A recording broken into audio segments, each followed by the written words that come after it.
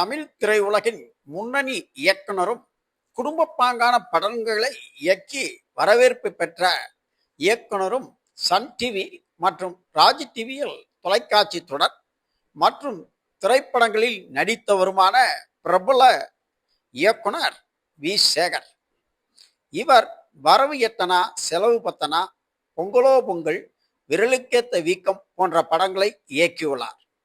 இவர் ஆரம்ப கட்டத்தில் சுகாதாரத்துறையில் பணியாற்றி வந்த இவர் பாக்யராஜின் எங்க சின்ன ராசா படத்தின் இணை இயக்குனராக பணியாற்றி அதன் பின் தனியாக படங்களை இயக்க ஆரம்பித்தார்.